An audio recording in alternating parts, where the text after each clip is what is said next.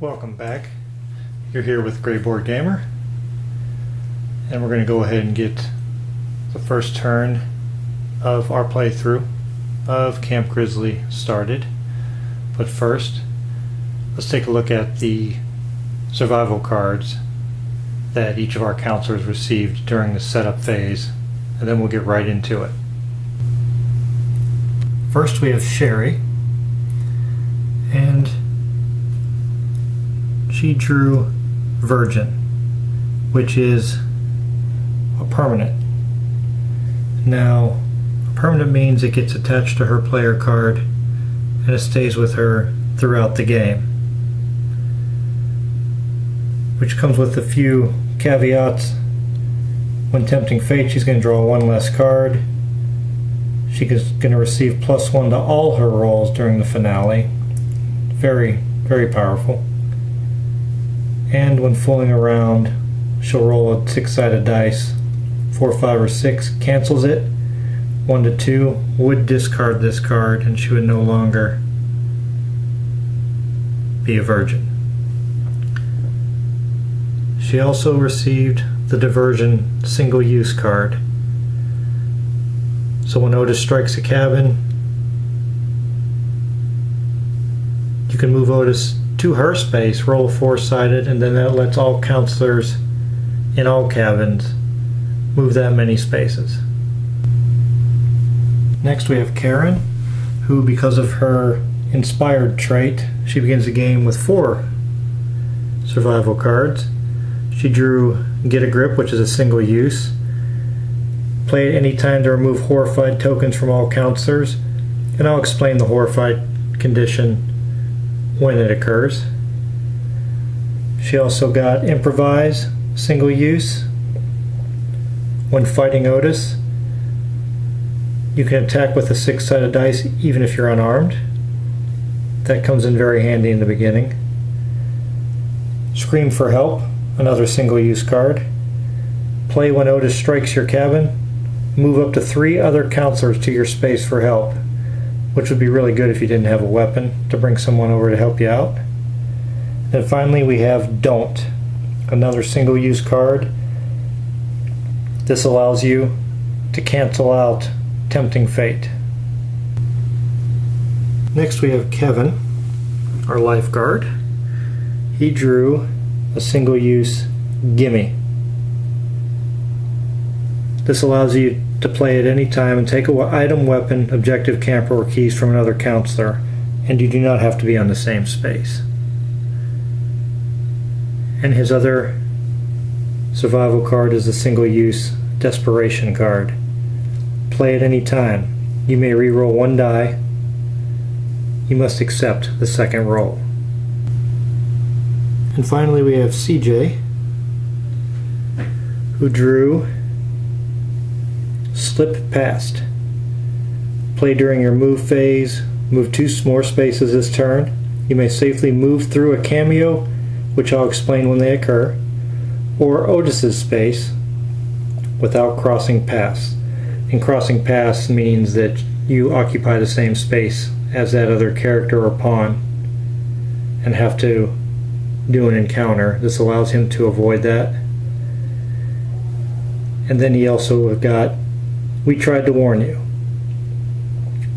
You can play at any time, move Otis to a cameo space, and a cameo are peripheral NPC type characters that appear throughout the game. You can move Otis to the cameo space. The cameo is killed. Any counselors present on that space may move 2 spaces away. If played when a cameo is drawn, ignore the cameo's next card. This can come in handy if you don't have a high body count, because of course it's going to add 1 to it because someone's going to die, but the cameos cause you nothing but trouble throughout the game, so it can be beneficial to cancel 1 out even if it does add 1 more body to the stack.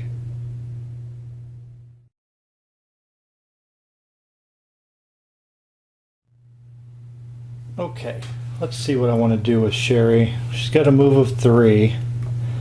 So you can see that some of the trails are brown in color, then some of them are green with numbers at the end. These green ones with the numbers at the end, those are the nature trails. Those require a check to see if you can successfully use those. You can move along the brown trails at will. So, and then also we have the locked doors, or locked areas, not just locked doors. You cannot move on to one of these locked spaces unless you have keys. And if you move on to a space that's locked with keys, it'll remove the lock for the rest of the game. Now, I want to get over here to Morris's office and try and get these keys. So, each of these squares represents one movement point, and there is no diagonal movement allowed in the cabins, except in the commons here. You can move diagonally. So, I'm going to come through the beaver cabin here, and I just want to decide, do I want to come up through here, or do I want to attempt to come through here, take a shorter route to get to the keys? Now, one of Sherry's skills is she's an orienteer. She can use these green nature trails freely without having to do the check. So we're going to move her, so that's only 5 to get there. That would take me 7. So we'll move her 3 spaces, 1, 2, 3, down here to the girls' shower, and that'll end her movement phase. There's no items in there for her that she's standing on or anything like that that we're going to go after right now. But she does have to draw a cabin card. So after your movement phase ends for that counselor, then we draw a cabin card. Let's see what she gets. Alright, let's draw a cabin card for Sherry. And unfortunately for her, the very first card of the game that she has drawn is an Otis strikes card. Now when Otis strikes, he immediately moves from wherever he's at, either on the board or off the board, to your space in the cabin you're at. Now, right now, Sherry's by herself, but if there were other counselors in the cabin with her, they would also be subject to having to take care of Otis. Now, what we can do is use one of our cards, one of our survival cards, to try and get out of the situation. She has no weapons, so she can't fight him right now. So, let's grab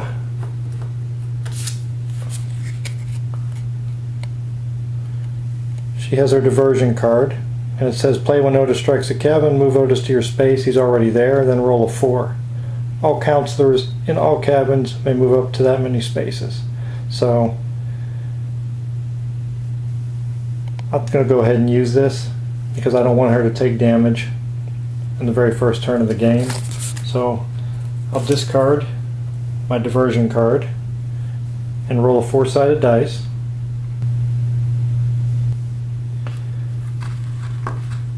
Let's see what we get. And we got a 2. So all counselors in all cabins can now move 2 spaces.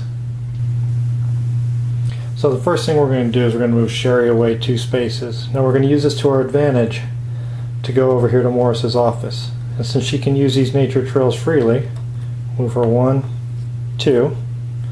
Now she'll have to wait till her next turn to pick up those keys because picking up an item or turning over an objective requires an action. Now we can take advantage of the situation and move our other counselors 2 spaces each. I know they're at the campfire, but the campfire constitutes a cabin when it comes to the rules on the diversion card.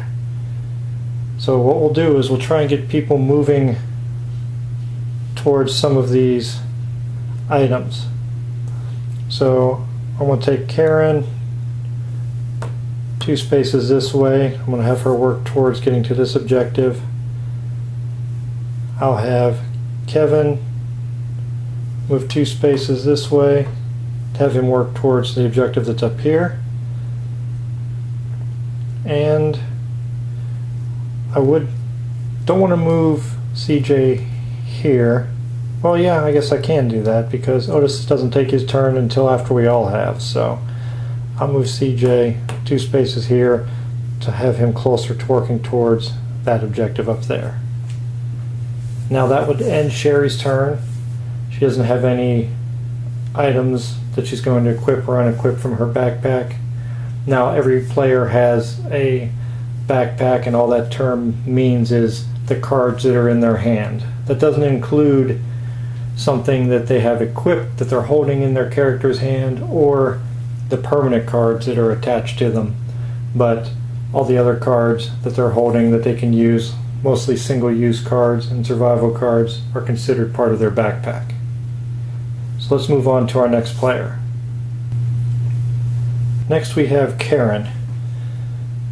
She still has her move of 3, and we're working towards getting to this object here. So let's move Karen 3. Now, she doesn't have any movement points left where she can turn that over, but the rules allow you to, in place of drawing a cabin card, you can turn over an objective token if you're on the space with it. So her movement phase is done, and in place of drawing a cabin card, I'm going to have Karen turn over the objective token. And that's a pretty good start. We already have the car battery, which is one of the items that is needed for 2 different objectives, the Ranger Tower and the van. Next we have Kevin. Now Kevin, we're working towards this objective token up here, so we'll move him 3 spaces because he still can move 3, he has no injuries. And that'll end his movement phase, and we'll draw a cabin card for him. And as fate would have it, the character on the card is actually Kevin, and he has found a crowbar, which is a weapon. It requires 2 hands, which is indicated by these 2 red hands down here. And then this also will remove any lock in any space he moves into with a lock, and it attacks with a 6-sided dice if he has to fight Otis. So we'll put this under his character card and equip it here at the end of his turn so it's ready to go in case he needs it.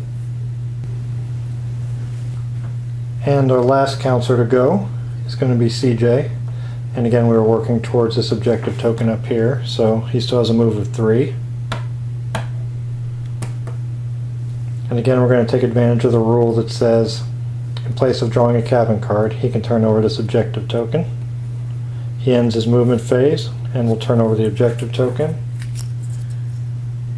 And we have another car battery. While it's nothing new, if something happens to Karen or Karen's car battery, at least we'll have a backup ready to go. Now all the counselors have gone, and we'll move on to Otis's stalking phase. Now currently Otis can stalk 2, so he's going to move 2 spaces towards the closest counselor. Now if there's a tie, if he's 2 spaces around more than one counselor, 2 spaces away more than one counselor, then there are some rules in the rule book that dictate who you would go after first. So let's see where Otis goes. Okay. Well, unfortunately for us, the closest counselor is Sherry, and she's only 2 spaces away. Now Otis and the cameos, if they appear, can use the nature trails freely also. So Otis is going to move 1, 2, and strike the cabin that Sherry's in. Unfortunately for Sherry, she doesn't have any weapons in order to fight Otis with, so she's going to automatically lose this fight and panic. Otis doesn't have to roll since Sherry doesn't have a weapon to fight him with, and I checked all the other players' cards, and nobody has anything that's going to help us in this situation right now. So Sherry is going to take 1 damage from Otis. Now Sherry is going to take 1 damage, which moves her health down 1, which now really slows her down. Now she can only move 1 space at a time. And since she wasn't able to fight back and lost that fight with Otis, she's going to panic, and she has a panic of 3. When a character panics, they can move up to as many spaces as their panic score is. Let's see if we can put Sherry a safe distance away from Otis, since she can only move 1 after that. So we got Shirley over here. I'm sorry, not Shirley, Sherry. Sherry over here. And she can freely move on nature trails, so we want to get her as far away as possible. And we don't want to put her anywhere where she can't get away because she's stuck behind a locked door. So we're simply going to move her up here towards the boys' shower, so maybe she can go for that token later. 1, 2, and then again in the commons, that's the only place you can move 3. So we'll leave Sherry there. And that will end Otis's stock phase, but it really puts a crimp in our plans because now Otis is right there in Morris's office with the set of keys that we were trying to get to. So our next best option will be to search around the other objectives to see if we can find another set of keys, because while certain objectives are needed for each finale, every finale needs at least a set of keys. So that'll end this turn, and now we're going to move on to turn number 2.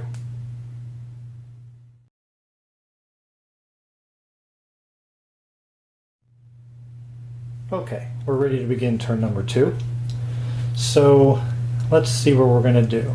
Again, we're going to start with Sherry, and with her current injury, she can only move 1 space.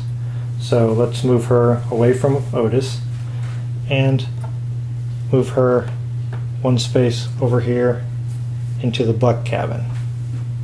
And we'll draw a cabin card. And she got Premonition, which is a plot twist. Sherry's going to draw a cabin card, and after looking at that card, place it face down in front of a counselor of your choosing. Instead of drawing from the cabin deck, the counselor must draw the face down card on their next cabin draw phase.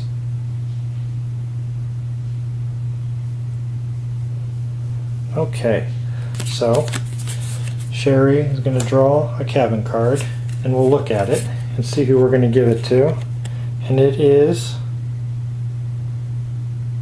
a rumor. It's an Otis card. It's not Jam. Increase Otis's attack stat by 1. Well, that's unfortunate. And then another object will appear in the dining hall.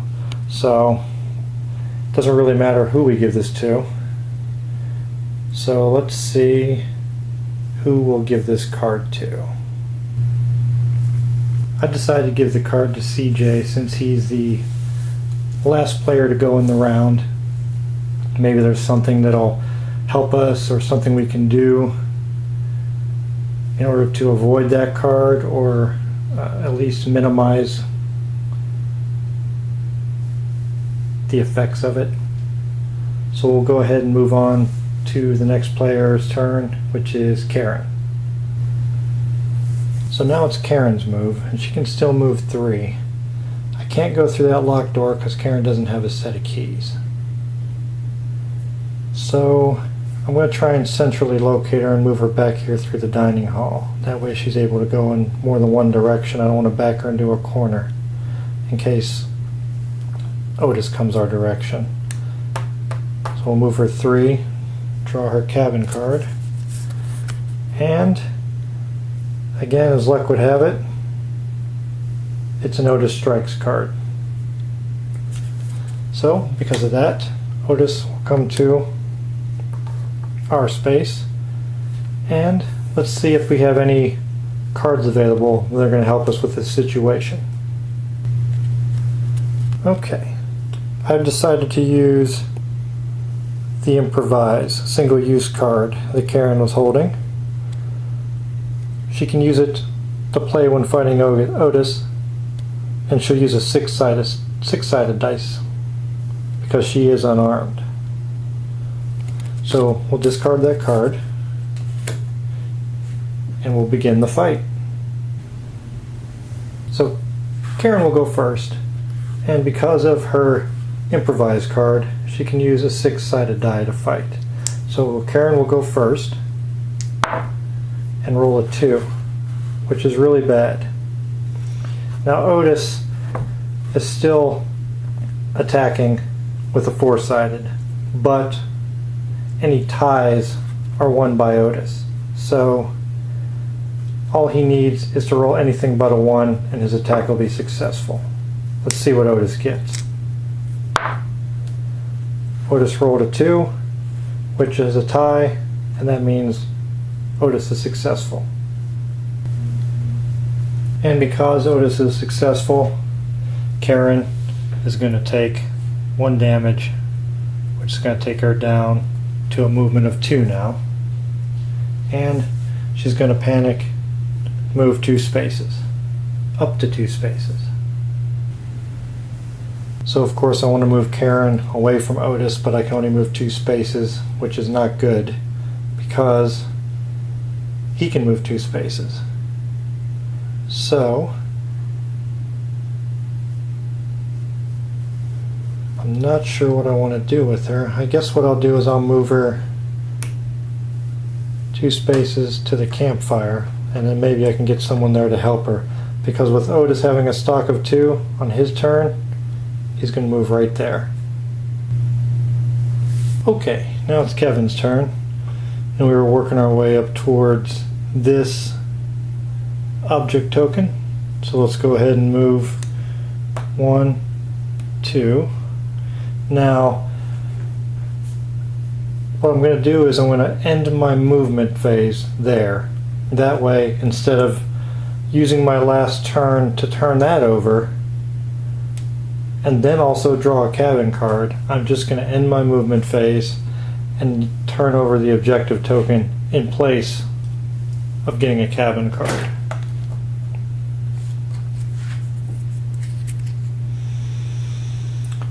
Well, that's unfortunate.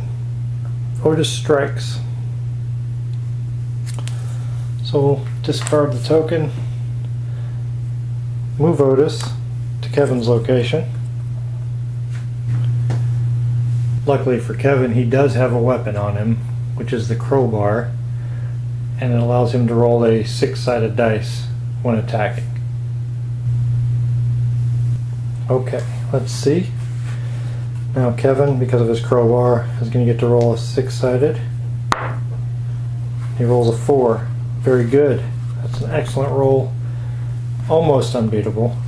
Now, Otis, his attack is still on a 4-sided die. It has not increased yet. So only a 4 from Otis is going to cause Kevin to lose. And Otis rolled a 1. Now since Otis was defeated, his pawn is taken off of the board and is considered to be lurking now.